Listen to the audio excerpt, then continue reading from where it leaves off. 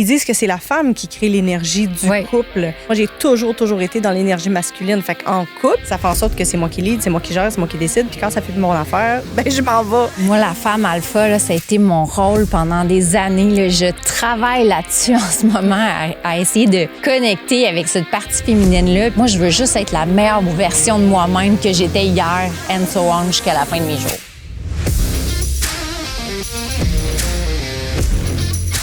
Aujourd'hui, je reçois l'inspirante Marie-Christine Martel, qui est auteure, collaboratrice dans un autre livre, conférencière et entrepreneur. Marie-Christine, merci beaucoup d'être là. Mais c'est moi qui te remercie de l'invitation. Je suis vraiment contente d'être là. Moi aussi, j'ai très hâte de découvrir. Je connais l'entrepreneur, j'ai très hâte d'apprendre à découvrir la femme. Alors, pour les gens qui ne te connaissent pas, qui es-tu? Que fais-tu? Bien, souvent, les gens me connaissent à cause de Thaïzone. Je suis une des cofondatrices de la chaîne de restaurants Thaïzone, que j'ai fondée en 2007, le premier petit bébé à Québec. Et ça a été vite. En l'espace de 7 ans, on a ouvert 24 restaurants. Wow. Qu'on a finalement vendu à notre compétiteur, le groupe MTY, en 2013. Alors, les gens me connaissent pour cette histoire-là. Je suis toujours en affaires. Je suis propriétaire de mon agence immobilière, MC Agence Immobilière. Et voilà, je m'amuse à faire des conférences et écrire des livres. C'est ça qui me passionne dans la vie. Oui, une grande passionnée, clairement. Depuis tantôt, on jase avant de commencer. Une grande passionnée. Tu as aussi différents rôles en tant que femme? Oui, bien, je suis maman. Je suis maman d'une petite fille de 8 ans. Pour moi, c'était un peu mon moteur quand j'ai décidé de prendre un peu de distance de la vie d'entrepreneur, de vouloir écrire un livre. Ça vient de ma grossesse, en fait. Je voulais raconter toutes mes histoires. J'ai voyagé, tu sais, comment j'ai fondé l'entreprise. Je me suis mis à mettre ça sur papier. Puis, j'ai fait lire ça à des gens qui m'ont dit « Ah, Marie, il faudrait que tu publies. » Fait que ma fille, c'est mon inspiration. Bien sûr, je suis aussi une conjointe. Je suis super bien accompagnée de mon conjoint Marc, qui est aussi mon partenaire d'affaires dans l'entreprise. Alors, on se dit un power couple parce qu'on adore notre collaboration, notre fusion, notre esprit d'équipe qu'on a autant dans l'entreprise que dans la famille. Fait que voilà, c'est ce qui me représente un peu plus. Oui, puis moi, je vous ai connu en tant que power couple dans une conférence. Puis en fait, depuis toute jeune, 18-19 ans, j'allais dans des conférences et à chaque fois que je voyais un power couple, j'étais comme wow, quelle est la clé? Comment on bâtit ça? Comment on devient un power couple? Tu sais, parce que moi, l'exemple que j'ai eu, ben pas de mes parents nécessairement, mais des gens autour, c'est comme deux personnes qui cohabitent et qui essayent de pas s'entretuer. Je suis comme, mais l'amour et le power couple, plus le monde des affaires, plus la famille, comment est-ce qu'on agence tout ça? Donc, vous vous définissez comme power couple. Comment on bâtit un power couple? Bien, je vais te donner ma définition. Oui. Est-ce que c'est la définition parfaite? Je le sais pas, mais moi, qu'est-ce qui fonctionne pour moi pour avoir essayé 2 sortes de couples? C'est, par exemple, le couple qui est en affaires ensemble et celui qui est complètement dans des domaines différents. Pour moi, je trouve que ça fonctionne mieux quand on est dans la même entreprise. Okay. Parce que au niveau des réussites, OK, c'est cool, on les vit ensemble. C'est sûr que les moments difficiles, on les vit ensemble aussi, mais au moins, il y a une compréhension. Ça veut dire que quand le téléphone sonne le soir à 5h30, pendant qu'on est en train de faire à souper, bien l'autre comprend ta réalité.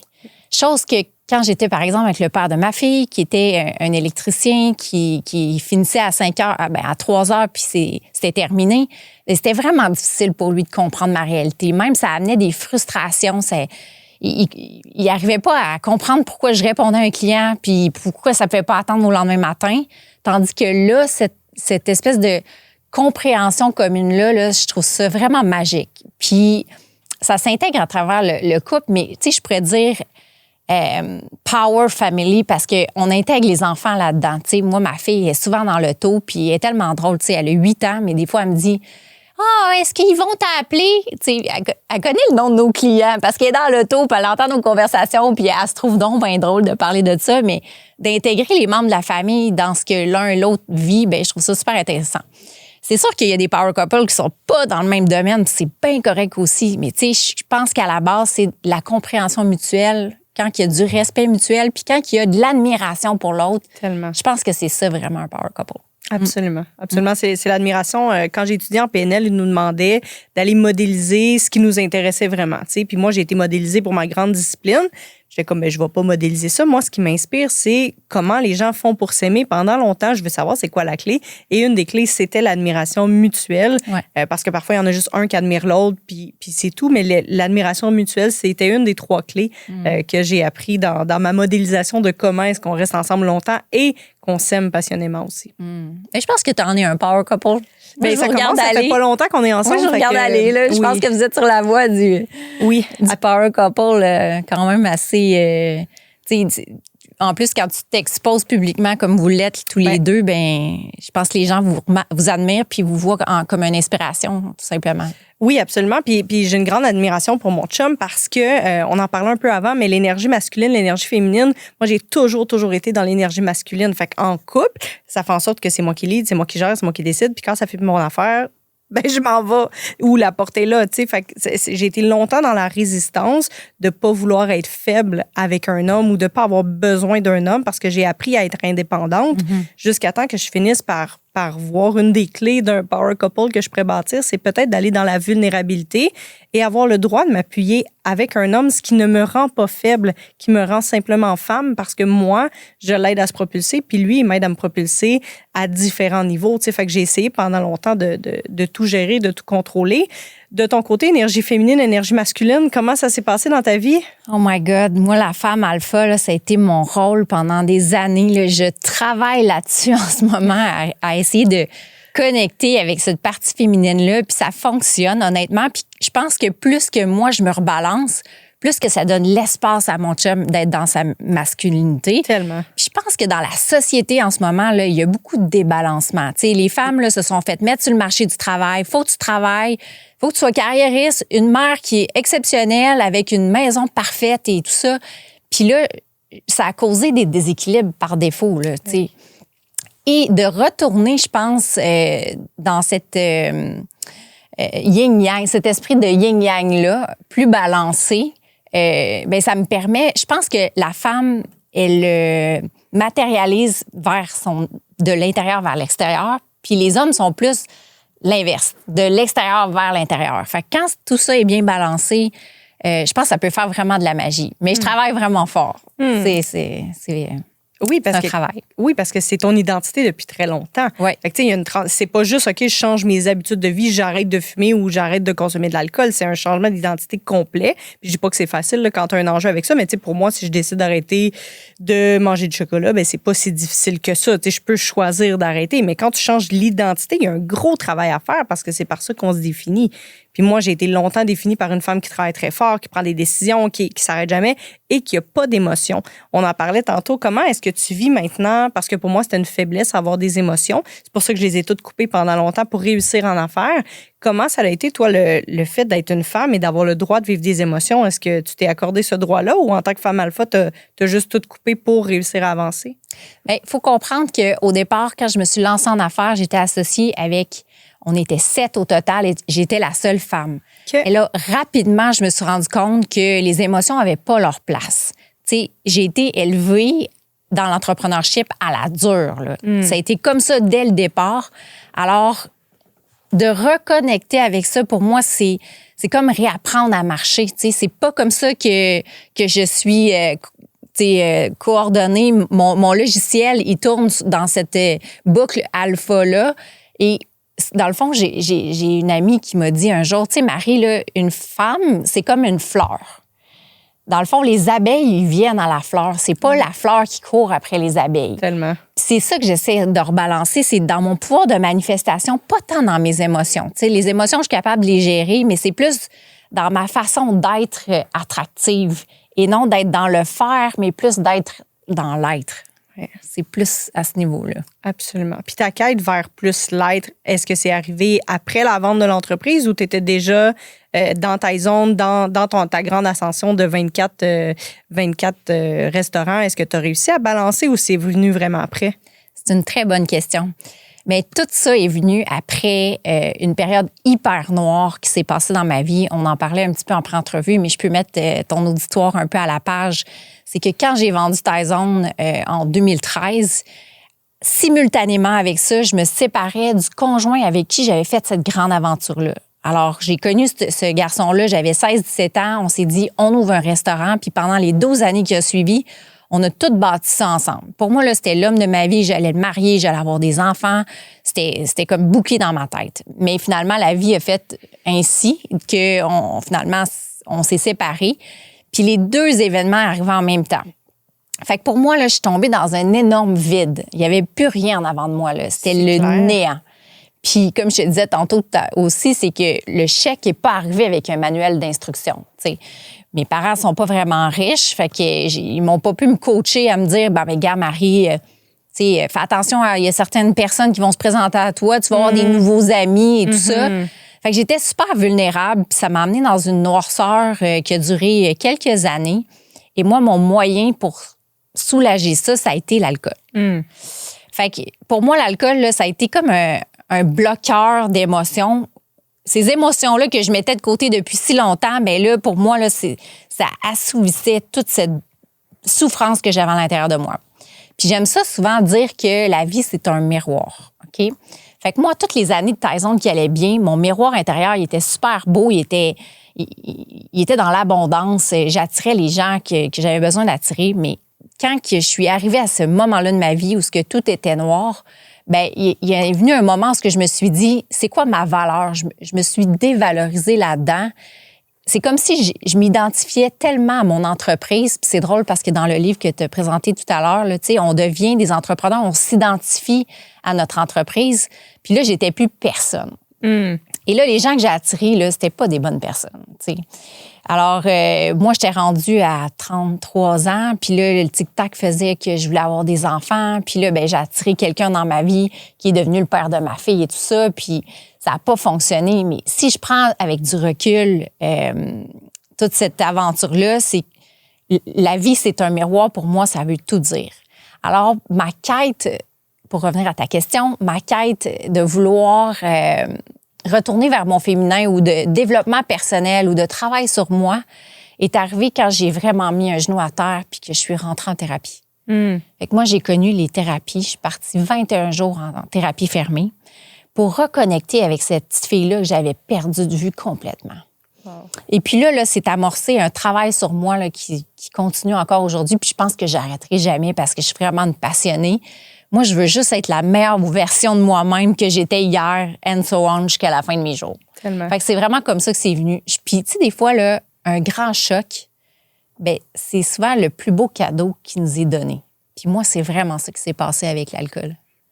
On s'en rend compte souvent après parce que pendant, ça devait vraiment pas être joyeux. Ah non, non. Et merci d'en parler parce que justement, on se disait juste avant que souvent les femmes veulent pas parler de ces enjeux-là parce que qu'est-ce qui fait que toi, tu as choisi d'en parler, de parler de ce qui s'est passé, de l'alcool, des moments noirs, puis que ça a été super tough? Et qu'est-ce qui fait que tu as choisi d'en parler? Puis qu'est-ce qui fait que les autres femmes, peut-être, puis c'est un choix, puis c'est bien correct qu'on respecte ça, là, mais qu'est-ce qui fait que c'est difficile d'en parler? Bien, pour moi, la raison pourquoi j'ai décidé d'en parler, c'est que j'ai voulu prendre cette période noire-là puis de la rendre utile. Oui. Parce que je me disais, mais pourquoi moi? Cette question-là, je me l'ai posée tellement souvent. Mais pourquoi moi? Tu sais, moi, j'ai tout dans la vie. Je suis en santé, je parais bien, j'ai de l'argent, tout ça. Mais pourquoi moi, je suis alcoolique? Puis là, avec du recul, en me disant, bien, j'en parle. Puis non seulement j'en parle, mais j'aide des gens. Tellement. Parce que je me suis impliquée dans cette cause-là. Je suis la marraine de la marche de la sobriété. Je ramasse des fonds puis des sous pour des gens qui n'ont plus d'argent pour se payer une thérapie. Fait que de rendre ça utile pour moi, ça m'a enlevé une tonne de briques de ses épaules. La raison pourquoi les gens n'en parlent pas, je crois, c'est que de se montrer vulnérable, surtout dans une société où on veut que la femme soit forte, on en a parlé tout à l'heure, il faut qu'elle soit parfaite, ben c'est de se mettre à risque. Pour moi, l'humilité, là, d'avoir fait ce pas-là, c'est ma plus grande force. C'est drôle parce que je te disais le mot parfaite, puis c'est pour ça que mon brand s'appelle Parfaitement Imparfaite. Oui. Parce qu'il n'y a personne de parfait. On a tous, ou on va tous passer à travers une noirceur. Ben oui. Puis souvent, cette noirceur-là, c'est ce qui va nous rendre vraiment plus forts. Oui. Puis c'est quoi la différence, selon toi, sans jugement envers personne, mais qu'est-ce qui fait que toi, tu t'es servi de ça pour apprendre, comprendre, aider des gens? Puis il y en a d'autres pour qui c'est tellement difficile de sortir de ça, tu sais, que ce soit dépression, problème d'alcool ou, tu sais, quand on apprend qu'on a un cancer. Qu'est-ce qui fait que quelqu'un choisit d'utiliser ça comme levier pour s'élever et ensuite élever les autres et d'autres restent pris dedans? Bien, je pense que ça fait un peu partie de ma personnalité parce que bien avant l'alcool, j'avais décidé d'écrire un livre. Fait que déjà là, moi, j'avais ce goût-là d'aider les gens ou d'inspirer les gens. Parce que moi, quand j'étais plus jeune, j'avais pas de modèle québécois de femmes que j'admirais. Tous mes modèles sont des livres américains qu'on a tous les deux lus. Fait que c'est parti de ce désir-là. C'est pour ça aussi que je me suis lancée dans la conférence. Puis, tu sais, moi, la petite Marie-Christine de l'âge de ma fille là, était hyper timide. Moi, là, quand j'étais jeune, là, je voulais vivre en dessous du tapis puis de pas exister. Fait que pour moi, de prendre la parole, d'aller dans des podcasts, de faire des conférences, c'est une sortie de zone qui me valorise beaucoup. Puis, tu sais, moi, pour moi, à la fin de mes jours, je veux me dire, OK, j'ai fait une différence. Mais est-ce que tout le monde est habité par ce désir-là? Je pense pas. Tu sais, je pense qu'il y en a qui ont besoin de vivre leurs moments difficiles ou soit la dépression ou l'alcool, peu importe, plus dans une intimité ou dans... C'est pas tout le monde qui veut s'exposer, bref. Oui, absolument. Absolument. Bien, merci de le faire parce que je crois pas que tout le monde a la capacité ni l'envie de le faire. Fait que merci parce que j'ai pas passé par là, mais il reste que je suis entourée de gens qui vivent des gros défis et c'est important quand on le vit de pouvoir en parler aussi vraiment. Puis dis-moi, justement, dans ton livre « Ma vie parfaitement imparfaite », t'en parles souvent, t'es très exposé en conférence, en podcast et tout ça. C'est quoi la plus grande leçon que tu as appris dans ta vie par rapport à parfaitement imparfait? Je suis pas sûre de comprendre ta question. Qu'est-ce que tu as appris à propos de toi sur l'autorisation d'être imparfait? Ou... OK. Bien, en fait, je pense que de vouloir être parfait, c'est pratiquement inatteignable, tu sais. Je pense que si on veut reconnecter avec notre être humain, c'est d'accepter justement ces imperfections-là. Puis on en a tous, puis je pense que sont même prédéterminés avant qu'on vienne sur cette terre. On a sûrement déjà là, comme un petit plan de match là, qui va dire, OK, on va passer par telle épreuve. Puis ça peut être n'importe quoi. Là. C'est pas juste l'alcool. Là. Des fois, il y en a qui ont perdu un être cher. Il y en a qui c'est le cancer. Tu sais, la liste, ça peut être vraiment longue. Mais je pense que c'est ça, l'expérience humaine. Ben oui. C'est de venir vivre de la joie, de la peine, de la honte, de la haine, mais aussi, tu sais, de la peur, de l'amour. C'est vraiment une gamme d'émotions qu'on vient vivre. Puis c'est pour ça qu'on a signé en haut, puis on a dit oui pour venir vivre cette expérience-là, puis qui peut paraître longue, mais tu sais, si on regarde ça, on a une espérance de vie de 85 ans, ça passe comme ça. J'en suis à mi-chemin. Puis après ça, ben mon âme va avoir évolué, puis who knows, peut-être que je vais me réincarner, peut-être pas. Je sais pas. Mais c'est ça. Je pense que ça fait partie de l'expérience humaine. Puis c'est ce que j'essaie d'enseigner à ma fille, tu sais, qu'il y a déjà ces défis, là. Ben oui. C'est déjà un diagnostic TDAH. Après ça, bon, mais cette année, c'est dyslexie, dysorthographie. Bon, mais elle, dans son contrat, c'est ça, ses défis, tu sais. Ben oui. C'est lui apprendre, lui transmettre que c'est correct, tu sais, d'être pas être comme les autres, puis que ça va être plus dur à l'école. Puis je pense que c'est terminé le temps où on se fait à croire que tout va bien tout le temps. Les réseaux sociaux, c'est dur pour ça. Ah, clairement. Parce que je pense qu'il y a beaucoup de gens qui souffrent derrière leur écran, mais qui nous montrent que tout va tellement bien, là. Totalement. Fait que ça, c'est un nouveau défi, là, je pense, de nos années. Oui, vraiment. Puis c'est flagrant. Puis je m'en rendais pas tant compte. Puis l'année passée, au jour de l'an, j'étais au casino. Puis il y a un couple à côté de moi. Tu sais, il y a comme le party en avant. Moi, je suis à côté au bar avec mon chum. Puis il y a un couple à côté de nous qui, clairement, n'a pas envie d'être là ensemble. Puis ils font rien, tu sais. Puis tout d'un coup, la fille, elle part un live sur Instagram. Tu sais, puis le gars, salut tout le monde! Puis là, ça veut dire que son chum, puis là, les deux, ils sourient. Puis après ça, il ferme ça, il remet ça dans ses poches. Puis c'est terminé, là. Il continue d'être complètement mort. Puis je me suis dit, oh my God. Je suis tellement déconnectée, j'écoute pas la télé, tu sais. Fait que puis les gens qui m'entourent, c'est des gens super inspirants. Fait que je suis comme, wow, les gens vivent ça pour vrai. Puis c'est triste parce que nous, on se fait un message de parler de ce qui est vrai, ce qui est authentique, ce qui est imparfait, et tant mieux. Mais ça doit être tough pour les adultes, mais ça doit être tough pour les ados de vivre ça. Tu sais, ta fille qui grandit, qui est exposée aux réseaux sociaux, où est-ce que les femmes sont parfaites et tout ça, ça doit être un enjeu. Est-ce que tu penses que les femmes ont vu plus d'enjeux avec le besoin d'être parfaites? Je pense que peut-être ça va affecter plus les jeunes générations. Tu sais, moi, j'ai eu mon premier téléphone cellulaire, je partais mon premier Tyson en 2007. Fait que j'avais 25 ans. Puis après ça, c'est rentré dans ma vie tranquillement. Puis dans mon disque dur de mes logiciels de jeunesse, j'ai appris quand même à faire la part des choses puis à savoir ce qui est vrai et ce qui est pas vrai. Je pense que c'est plus dangereux pour les plus jeunes générations qui sont carrément nés avec ça. Tu sais, la pandémie n'a pas aidé. Crime, c'est une question à 100 000 là. Je pense qu'il y a beaucoup d'éducation à faire par rapport à ça. C'est le rôle des parents. Notre génération n'est pas tant outillée, je vais dire, parce que c'est arrivé dernièrement. Oui. Puis, il y a beaucoup de travail à faire. Ça va être une mission des prochaines générations. Absolument, absolument. Puis parlant de 100 000, tu as reçu beaucoup d'argent quand tu as vendu Tyson. Ouais. Tu as dit tantôt que c'est venu avec des enjeux, des gens qui tout d'un coup sont devenus tes amis. Ouais. C'est comment ta relation avec l'argent maintenant? Parce que pour en avoir reçu beaucoup et pas avoir eu le guide de qu'est-ce qu'on fait avec je sais pas combien d'argent, mais qu'est-ce qu'on fait avec tout cet argent-là et qui je deviens avec beaucoup d'argent aussi. Et comment est-ce que ta relation avec l'argent a évolué? Pour ma part, l'argent, ça n'a pas changé grand-chose dans ma personnalité. Mm-hmm. Par contre, tu sais, j'avais des associés avec moi. J'ai vu certains effets sur d'autres personnes. Moi, l'argent, c'est une énergie qui fait partie de ma vie, tout comme on a besoin d'eau, on a besoin d'air. L'argent, c'est la même chose. Ça a été un choc d'avoir cet argent-là du jour au lendemain parce que les gens, après ça, ne m'approchaient pas pour les bonnes raisons. Tu sais, j'ai eu plein de nouveaux amis sur mon Facebook, plein de demandes de conseillers financiers, de vendeurs d'assurance. Je me suis sentie un peu vulnérable là, avec toutes ces demandes-là. Mais overall, j'avais quand même appris dans certains livres à gérer cet argent-là au niveau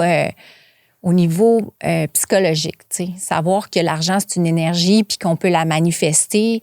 Même encore aujourd'hui, dans mon entreprise, c'est de la même façon que je fonctionne. Tu sais, je vois l'argent comme circulaire. Ça veut dire qu'elle vient, on peut la réinvestir, on la redonne, on la partage. Pour moi, ça n'a pas vraiment changé grand-chose. Mais oui, j'ai vu des gens que ça a changé leur personnalité. Ouais. Et est-ce que tu as développé une croyance ou est-ce que tu as fait un lien quand tu as vu tout l'argent arriver et que ça l'a transformé les autres personnes ou que ça l'a attiré plein de gens dans ta vie? Est-ce que tu as activé une croyance à ce moment-là que l'argent, blablabla, l'argent attire les mauvaises personnes, l'argent fait pas le bonheur ou y a-t-il quelque chose que tu as compris qui t'a surpris là-dedans?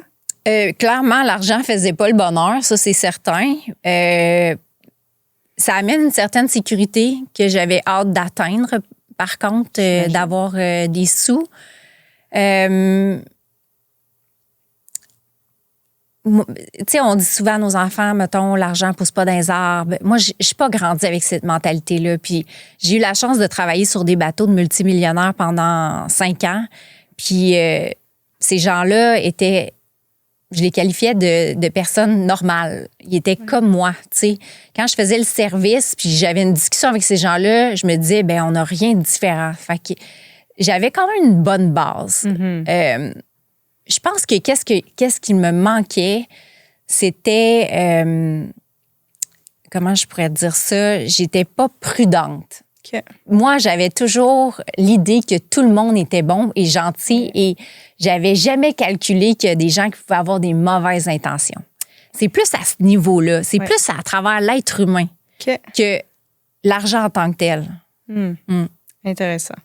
Puis maintenant, avec tout ce que tu as fondé, parce que là, tu as ton agence et tout ça, tu es aussi avec ton conjoint dans plusieurs projets, vous avez de l'immobilier. Comment est-ce que ça évolue à ce niveau-là? C'est drôle parce que moi, Marc, quand je l'ai connu, j'ai connu un être pur et bon. T'sais, je voyais à travers son âme, puis je voyais quelqu'un là, sans malice, extrêmement bon. Puis c'est ça qui m'avait manqué dans les dernières années, que je disais que j'avais attiré des mauvaises personnes. Et quand j'ai rencontré Marc, par contre, il était beaucoup dans sa résistance. Il était très rationnel. Moi, ce que j'avais le goût avec lui, c'est de l'amener un peu dans mon côté spirituel. Je vais dire ça de même. Okay? Avoir les photos sur ton Instagram, tu as clairement réussi à l'emmener là. Je l'ai vraiment poussé en bas du pont, parce que je me disais, si je veux atteindre le couple que j'ai toujours rêvé, il faut qu'on parle le même langage. Ça veut dire que il faut que je l'amène à savoir c'est quoi manifester, c'est quoi une fréquence, c'est quoi être en connexion avec justement l'énergie de l'argent et tout ça. Puis, écoute, je l'ai amené the hard way, là. Je l'ai poussé en bas dans une retraite de yoga au Costa Rica. Puis, c'était un gars qui avait pas beaucoup voyagé. Puis, quand il est arrivé là-bas, il a dit, mais my God, c'est une secte, ça, là. Qu'est-ce que je fais ici? Je veux m'en aller. Finalement, finalement, après quelques jours, il s'est laissé prêter au jeu. Puis, il est venu me voir, puis il m'a dit, OK, là, je viens de comprendre. C'est comme si il y a eu un éveil spirituel, un chiffre quantique qui s'est passé avec lui. Puis à partir de ce moment-là, on a réussi à bâtir de quoi qui était vraiment plus profond que « OK, t'es mon chum, je suis ta blonde, puis on a une entreprise ensemble, puis voici ma fille ». Là, c'était vraiment à un niveau de l'âme, je dirais. Fait que c'est comme ça que j'ai amené Marc un peu dans mon aventure, puis il est excellent parce que il se prête au jeu, puis même, je pense qu'il a pris goût à tout ça. Bravo. Et il manifeste lui-même d'une façon magistrale. Puis je trouve ça beau, tu sais, qu'il m'ait fait confiance. Dans le fond, il m'a fait confiance, s'est abandonné au processus. Puis là, ensemble, c'est ça qui fait notre magie, là, clairement. Tellement. Puis c'est intéressant parce que, tu sais, dans l'énergie féminine qu'on parlait tantôt, ils disent que c'est la femme qui crée l'énergie du couple. Puis en fait, d'avoir été capable d'emmener ton homme vers qu'est-ce que toi tu crois pour qu'il découvre, pas parce qu'il est obligé de le faire, mais juste viens découvrir mon monde pour voir comment est-ce qu'on va se retrouver à travers tout ça. C'est magnifique parce que l'homme, quand il se sent soutenu d'aller vers une nouvelle énergie, il peut créer quelque chose d'exceptionnel pour lui-même après et ensuite pour le couple. Oh, oui, il m'a suivi aveuglément. Puis, tu sais, au départ, quand on a commencé à sortir ensemble, il me voyait, là, tu sais, moi, avec de l'encens, puis je fais du yoga, puis de la méditation. Puis, quand on est arrivé là-bas, tu sais, parce que j'avais déjà fait faire de la méditation, puis là, tu sais, en groupe, la vibe est vraiment plus intense, là. C'est la fréquence monte très haut. Puis là, il m'a dit, hey, dans le fond, j'avais jamais médité, j'attendais. Ça, c'est drôle.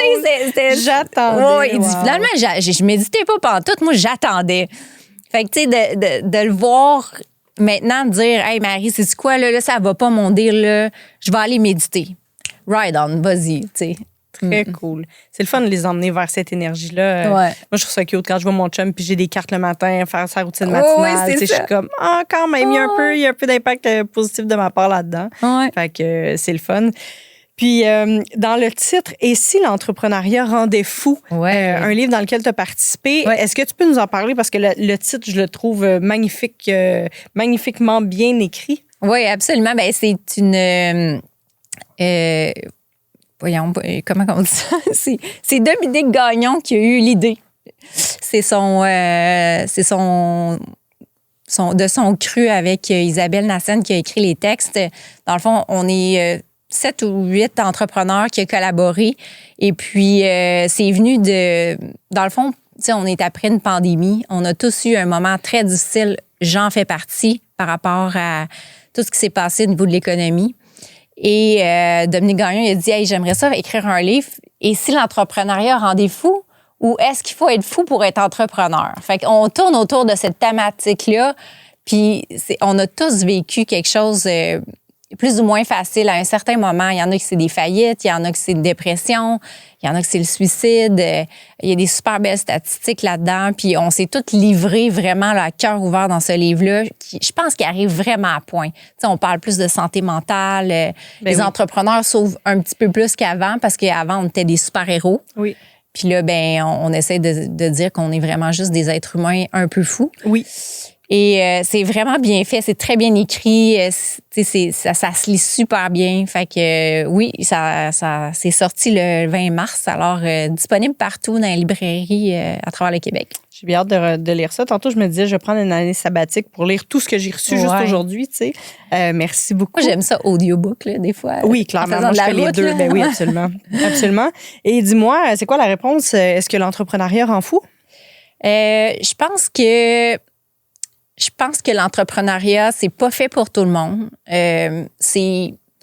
Faut être capable de gérer le risque, d'être bien avec ça, puis d'être capable de le gérer à l'intérieur de soi. C'est pour ça que c'est pas fait pour tout le monde. Ceux qui ont attrapé le virus de l'entrepreneuriat ont de la difficulté à s'en sortir. J'en fais partie. Moi, quand j'ai vendu mon entreprise au groupe MTY, ils m'ont engagée comme employée pendant 2 ans, puis j'aurais pu renouveler mon contrat. Là. Mais moi, après 2 ans, là, je voulais partir en courant. J'étais pas bien dans un cadre d'employé avec des heures à respecter, des budgets à respecter, tout ça. Par contre, moi, mes 2 parents ont essayé de se partir en affaires. Quand j'étais tout petite, on est déménagé à Trois-Rivières, puis mon père a dit « Je me lance en affaires ». Ça a duré 1 an. Ma mère a fait des crises de panique. Il était pas bien là-dedans. Fait que, c'est pas fait pour tout le monde. Mais c'est le moteur de l'économie, autant du Québec que partout dans le monde. Ça prend des entrepreneurs pour créer des entreprises, créer des emplois, pour s'assurer que l'économie est grandissante. Fait que, pour changer le monde. Oui, pour changer le monde, carrément. Fait que, voilà, moi, je fais partie probablement de ces folles-là. Mais j'adore cette folie, il faut croire. Oui, ben, tellement. En tout cas, moi, je trouve ça magnifique d'être un peu fou. Qu'est-ce qu'on a de différent des autres, tu penses? Je pense qu'on a une grande capacité de création. Il faut être créatif pour être un entrepreneur. On a une capacité de communication parce que gérer des équipes, monter toute la structure, il faut que tu sois un bon communicateur. Puis la 3e chose, je pense qu'il faut vraiment être à l'aise avec le risque. Oui, absolument. Puis comment tu deals avec le risque? Parce que tu es aussi en immobilier, les taux d'intérêt, l'argent, les financements, c'est plus difficile dans les derniers mois, les dernières années. Et en même temps, il y a plein d'opportunités qui sont là, qui s'en viennent. Comment est-ce que tu gères tout ça pour toi? Je pense qu'après une pandémie puis des taux d'intérêt qui font pas de sens, j'ai vécu tous les stress que je pouvais vivre. Mais je me suis rendu compte que un stress, c'est une peur. Mm-hmm. Puis une peur, ça se gère. Une peur, c'est juste une lumière rouge qui clignote en dedans de toi que trop souvent, on ignore. Trop souvent, on y prête pas attention parce que soit on veut la geler ou l'ignorer ou faire comme s'il n'était pas là, puis finalement, ça atteint notre système nerveux puis même notre physique. Mais quand on prend le temps de l'écouter, puis de la calmer puis de la rassurer, cette peur-là, là, souvent, là, c'est comme un cube de sucre dans l'eau, ça va se dissoudre. C'est sûr qu'il va revenir de temps en temps. Des fois, avant de se coucher, cette peur-là va revenir, l'anxiété, le stress. Mais c'est d'être attentif à ça puis de dire est-ce que je suis en danger en ce moment? Souvent, là, le stress et l'anxiété, c'est d'être soit trop dans le passé ou soit trop dans le futur. Absolument. Mais quand nous, avec les mouvements d'alcooliques anonymes, là, on dit 24 heures à la fois. Ouais. Ça, là, ça a changé ma vie. Juste pour aujourd'hui. Juste pour aujourd'hui, là, qu'est-ce qui peut se passer de pire? Puis, on dirait que depuis que j'ai intégré ce mode de vie-là, de me dire, OK, on vit juste pour aujourd'hui, ça m'aide beaucoup à ma gestion du risque et du stress. J'imagine. J'imagine. Puis, justement, parlant du mouvement des alcooliques anonymes et tout ça, tu t'es impliqué là-dedans, mais dans ta vie personnelle, j'ai vu une vidéo où est-ce que Marc t'accompagne énormément au quotidien. Je me rappelle écouter la vidéo puis me faire « Wow! » Mais à quel point c'est inspirant de voir ça. Est-ce que ça revient quand tu vis des gros stress ou je connais pas ça, mais est-ce que ça revient faudrait que je me pitche dans l'alcool ou que j'aille me chercher du réconfort là-dedans ou t'as une très bonne gestion 24 heures à la fois? Je te dirais que je touche du bois, là. Moi, j'ai jamais eu soif. OK, j'ai eu une espèce de grâce qui est passée. J'ai jamais eu une obsession où je me suis jamais sentie en danger de ressombrer. Mais tu sais, c'est pas donné à tout le monde. Et il y a eu une première thérapie puis une deuxième thérapie où il y a eu des rechutes. Et j'ai appris pourquoi je rechutais. OK. Un coup, j'ai fait la paix avec ça et que j'ai un peu lâché prise. Dans le sens que j'essayais beaucoup de me battre avec cette maladie-là. J'essayais de la contrôler, j'essayais de dire que j'étais correcte, tout ça. Puis ce moment-là, là, où j'ai voulu m'enlever la vie puis que j'ai mis un genou à terre, j'ai arrêté de me battre. Puis c'est comme passer une espèce de magie où plus jamais j'ai eu cette obsession-là. Ça a l'air un peu ésotérique, qu'est-ce que je te dis, là. Mais c'est clairement... On dit souvent dans les AA que la solution est spirituelle. Là. Puis, on parle de croire en quelque chose de plus grand. Là. Mais moi, ça m'a été complètement enlevé, là, ce désir de boire-là. Marc m'accompagne, je suis impliquée dans des groupes de AA, mais je sens que c'est beaucoup dans la communauté, puis de rester proche de ces gens-là. Puis c'est beau qu'est-ce qui se passe dans ces salles d'église-là. C'est incroyable. Là.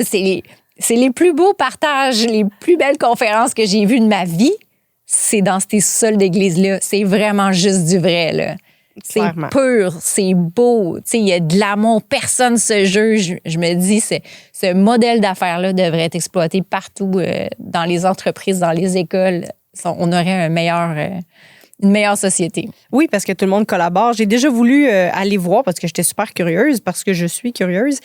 Puis on me disait, j'ai pas pu assister, mais on m'a dit justement qu'il n'y avait pas un leader, puis celui qui gère, puis celui qui mène. C'est vraiment de la co-création tout le temps, de la collaboration, sans jugement. Ils appellent ça une conscience de groupe. Fait que, tu sais, tout le monde est là, mais personne n'est le boss. Je vais t'inviter un moment donné. Avec grand plaisir. Ça m'intéresse vraiment.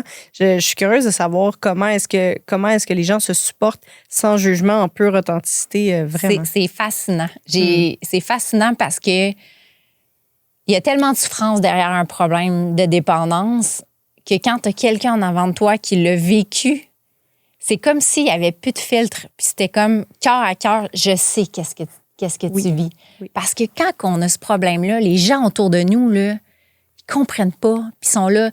Mais tu manques de volonté, mais c'est clairement pas ça. Là. La dépendance, c'est plus fort que la volonté. Puis s'il y a bien quelqu'un qui a de la volonté, c'est moi. Là. Oui.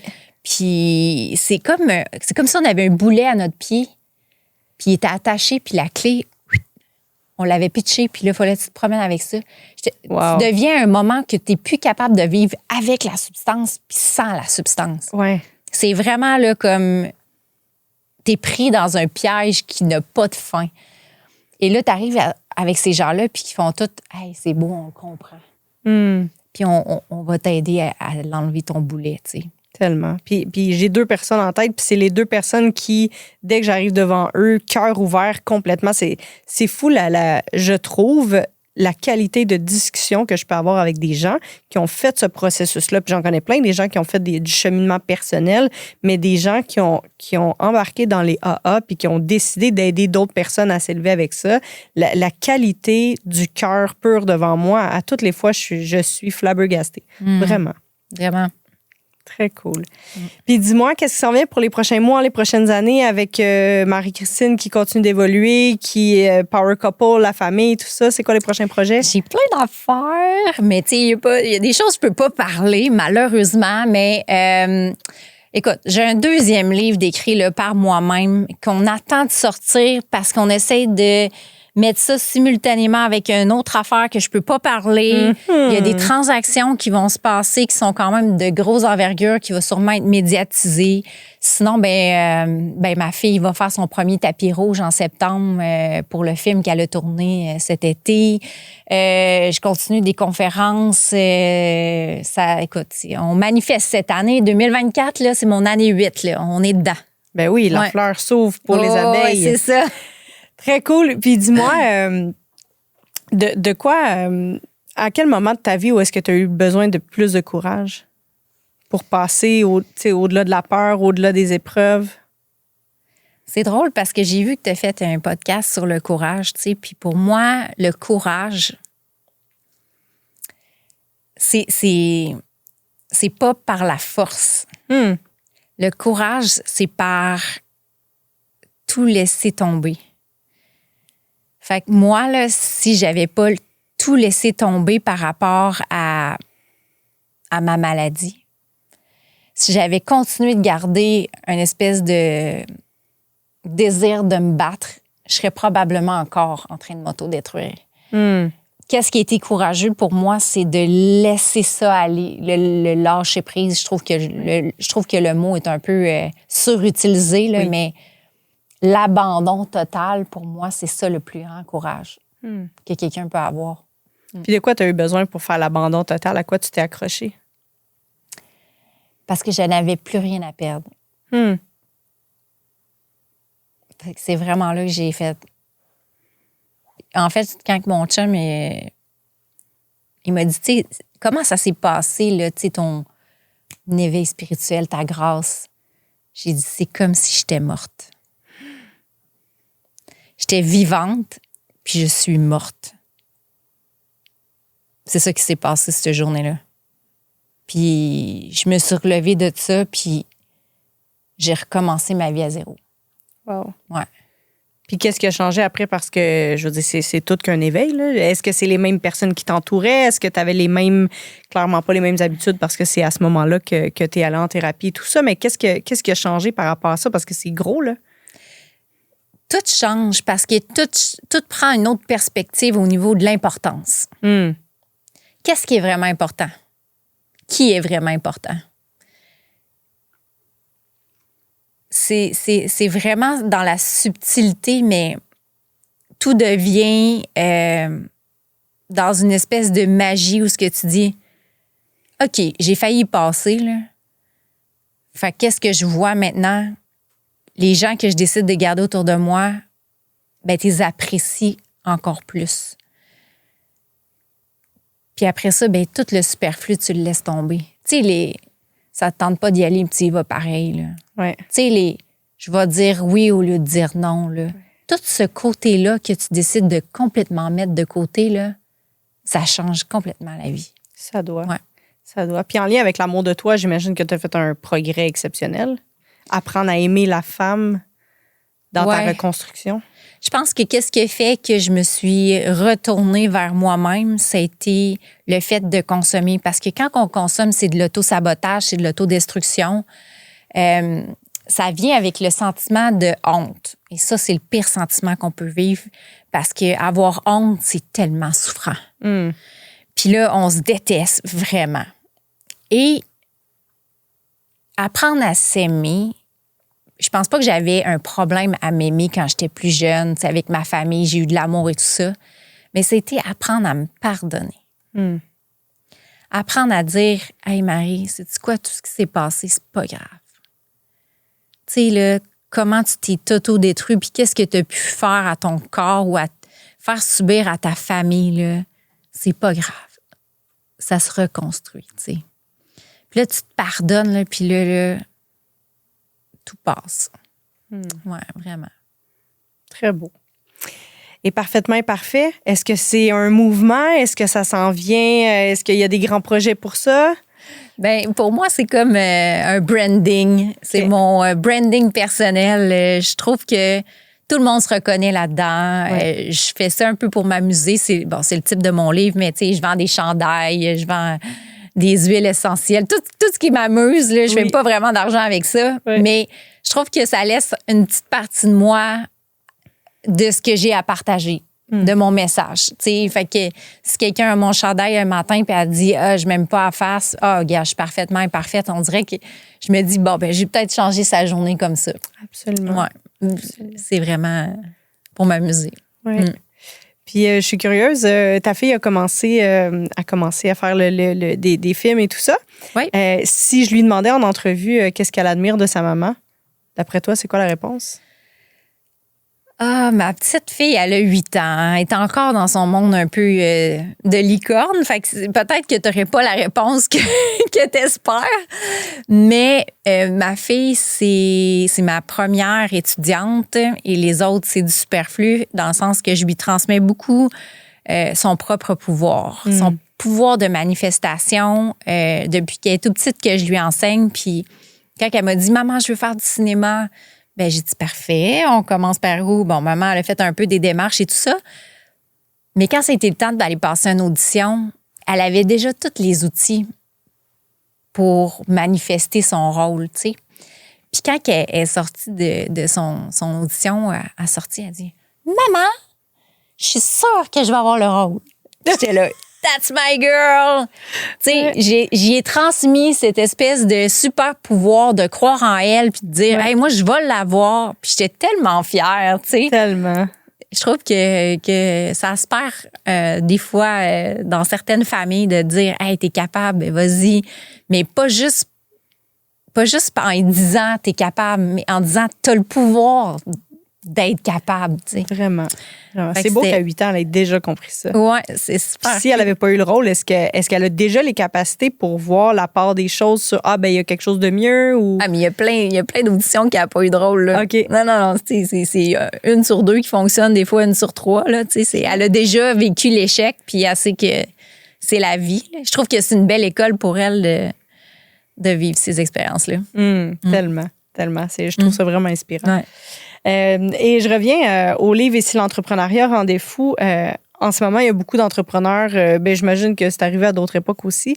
Mais en ce moment, la santé mentale, les difficultés financières post-COVID, les pré-COVID et tout ça qui embarquent, c'est tough pour beaucoup d'entrepreneurs. Qu'est-ce que tu as comme message pour les gens qui t'écoutent et qui disent « Ah, ben, tu sais, toi, tu es allé là, ça a fonctionné, tu as avancé, tout ça. Bon, tu as vécu tes défis toi aussi. » Mais qu'est-ce que tu as à leur dire quand ils écoutent des belles histoires à succès, mais que, tu sais, il y a l'envers du décor aussi qu'on a parlé, mais qu'eux sont peut-être en ce moment dans un décor qui est en train de descendre puis qui est tough en temps, niveau santé mentale, niveau financier.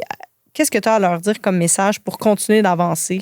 Bien, ce qui est beau là, des années 2024, là, c'est qu'on a plein de ressources. Oui. Chose qu'on n'avait pas, moi, dans mon temps, en tout cas plus jeune, là, quand j'ai commencé. Là, oui. On n'avait pas de réseaux sociaux, on n'avait pas accès à des YouTube ou peu importe, des podcasts, des ressources.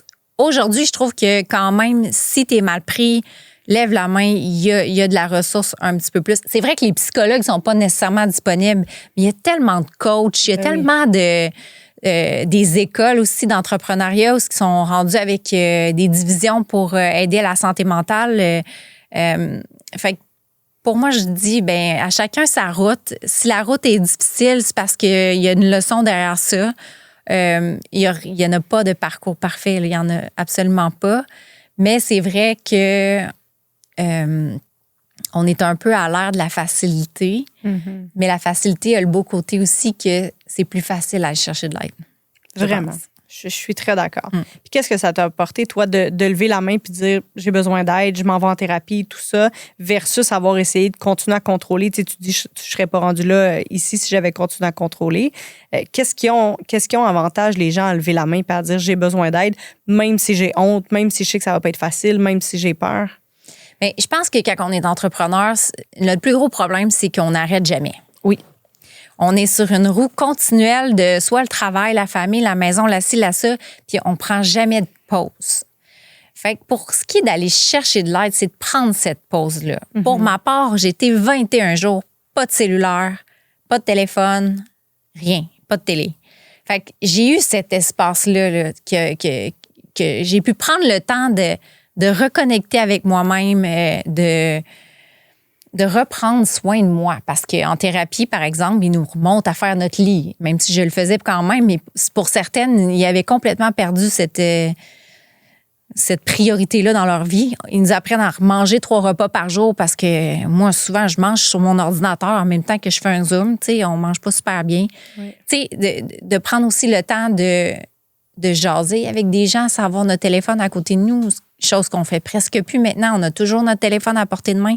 Tellement. Fait que prendre le temps, je pense que c'est le meilleur moyen de se rétablir. Absolument. Puis comment tu le fais dans ta vie au quotidien? Tu as parlé de méditation, de yoga. Est-ce que tu t'obliges à prendre des pauses de 2 voyages de yoga par année ou quelque chose comme ça? Oui, moi, clairement, j'ai changé mon mode de vie parce que... Puis j'ai l'alarme rouge vite, là. Tu sais, moi, si je suis fatiguée, tout de suite, je reconnais les signaux, là, je lève la main puis je dis, OK, moi, aujourd'hui, je fais rien. J'ai beaucoup réduit ma charge de travail, mais j'en fais autant. Oui. Tu sais, des fois, je me rends compte que justement, tu sais, que je te parlais plutôt que de dire non, c'est correct, là. Bien, moi, je disais oui à tout. Autant les soupers le soir, les fins de semaine, que les 5 à 7. Que maintenant, là, juste d'éliminer ces bouts-là de ma vie où ce que je dis non, ça fait déjà un gros ménage. Ensuite, ben oui, c'est sûr que le yoga, la forme physique, je peux pas me passer de ça. Je me suis rendu compte que aussitôt que j'ai élevé ma fréquence cardiaque, autant en faisant du yoga ou du fitness, peu importe, mon niveau de stress en descendant de là, il revient au naturel comme instantanément. Tu sais, habitude de vie, être avec la famille. Moi, quand j'ai ma fille, je suis avec ma fille. Je suis plus avec mon téléphone puis ma fille. C'est des petits changements comme ça là, que j'ai vraiment intégrés. Puis, je suis une protectrice de ce mode de vie-là. Là, genre, changez pas mes habitudes, c'est ça. Puis sinon, ben c'est ma santé mentale qui va en prendre un coup. Ouais. Ouais. Puis est-ce que ça a été tough, la transition de femme alpha qui travaille fort, qui est ambitieuse, tout ça, à moi, je choisis de protéger ça puis je prends soin de moi puis de ma famille? Je commence à prendre plaisir à cette nouvelle façon de faire. Puis je pense que ce côté féminin-là est vraiment puissant. Vraiment. Puis il manifeste encore plus fort. Alors, je prends goût à cette nouvelle posture-là et je pense que ça va avoir de l'impact aussi sur ma fille parce que c'est une génération qui me suit avec le modèle que je lui aurais présenté, elle s'en allait dans le mur. Là. Oui. Mais là, avec une maman beaucoup plus balancée qui tente dans son ancrage féminin, mère de famille qui a un équilibre, là, c'est tout le monde qui y gagne, mon chum inclus. Là. Vraiment, vraiment, parce que toutes les femmes très puissantes qui sont beaucoup dans l'énergie masculine, qu'on travaille à ramener plus de féminin, sont comme oui, mais j'ai peur de perdre ma grande puissance, j'ai peur de ne plus avoir autant d'autorité avec mes équipes. Je suis comme, mais quand tu vas dans l'équilibre, du moins notre équilibre, chacun est différent, de plus d'intuition, de féminin, de prendre le temps de ralentir, c'est incroyable les messages qu'on a et ensuite, on peut l'aider des équipes d'une meilleure façon, trouver des meilleures stratégies, attirer les bonnes personnes. Fait qu'il y a comme un step de je dois lâcher le contrôle et apprendre à faire confiance qu'il y a quelque chose d'encore plus puissant à l'intérieur de moi. En tout cas, de mon côté, ça m'a fait peur longtemps. J'étais comme, non, moi, j'aime beaucoup trop mon audace et ma grande puissance pour aller vers le côté féminin que je trouvais un peu, ben voyons donc, ralentir, puis prendre le temps. J'étais comme, j'ai pas le temps, là, moi, je suis en affaires, puis tout ça. Puis la vie m'a obligée, moi aussi, à ralentir pour faire comme, ben c'est quoi vraiment tes priorités?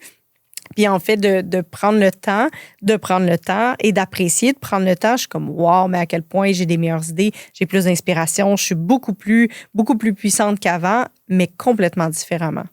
Parce que c'est la vraie, je pense que c'est notre vraie nature versus ce qu'on a appris. Écoute, je pense pas que d'être moins dans l'action fait que on manifeste moins. Au contraire. Je pense que moi, pour ma part, ça faisait plus peur à mon chum. Okay. Je disais, je m'en vais dans mon féminin sacré, puis il était là, je l'aime, moi, ton côté alpha. Ouais. C'est lui qui avait peur, puis tu sais, finalement, moi, je dis pas qu'est-ce que je fais avec mes transformations. À ce temps, j'y fais subir. Oui. Fait que là, je suis dans ma transformation, puis tu sais, tranquillement, pas vite, je vois qu'il y a un équilibre qui se fait. C'est mieux de même, des fois, moins d'informations possible. Là.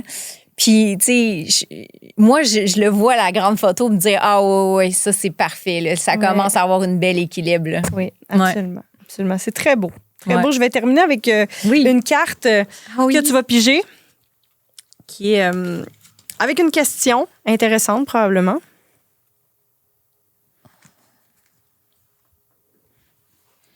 Qu'est-ce que vous devrez accepter de laisser partir?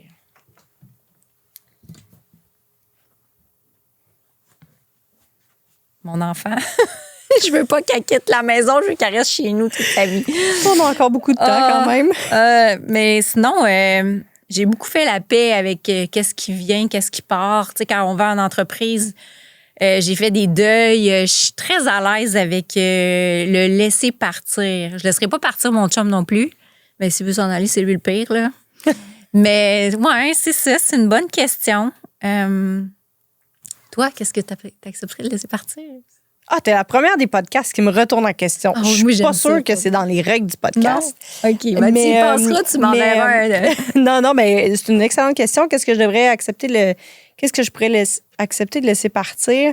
Le contrôle.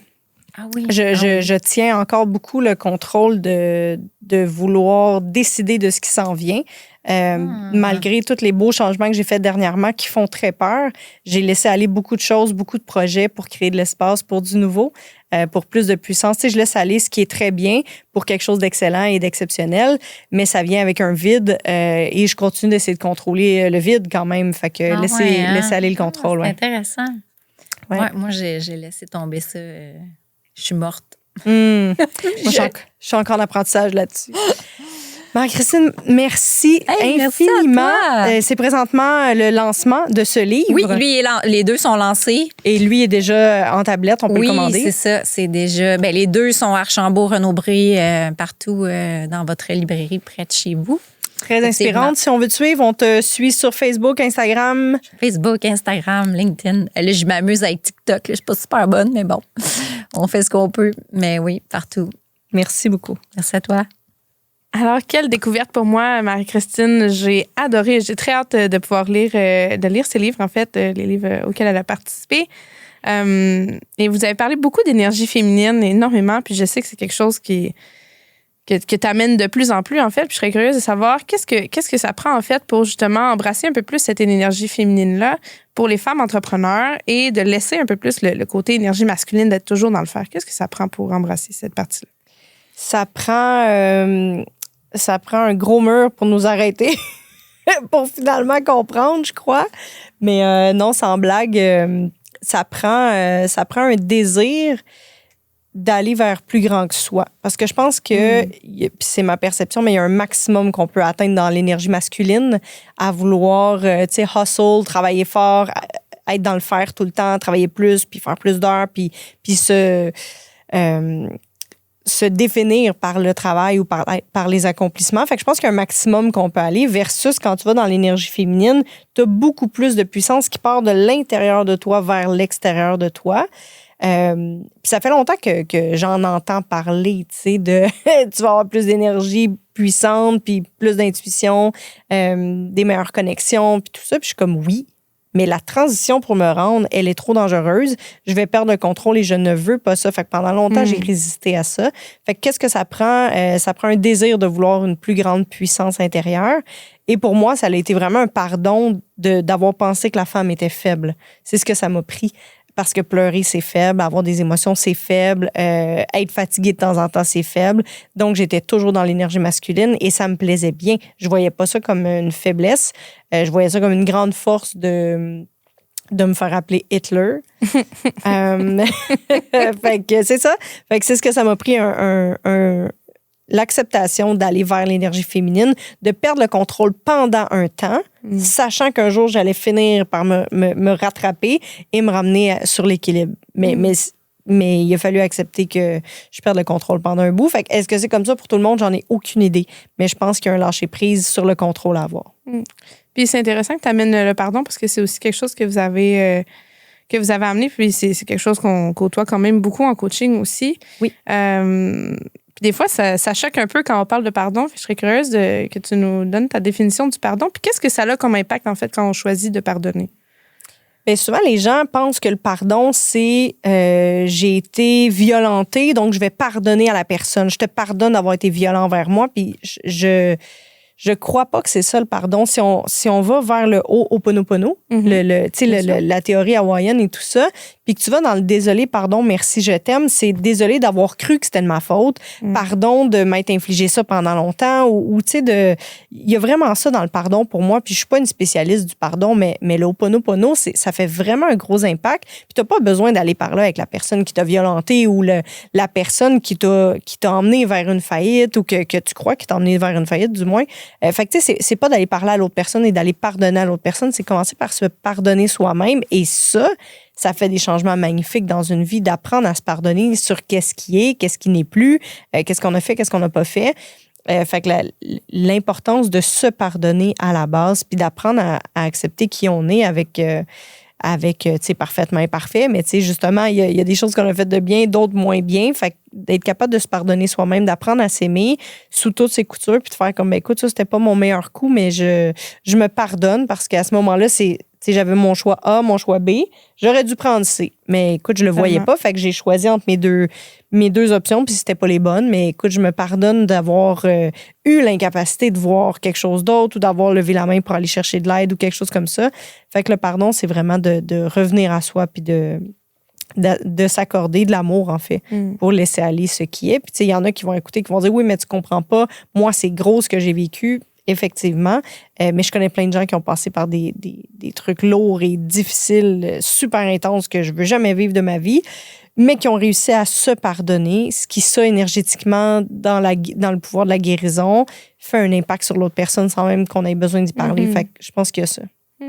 Merci.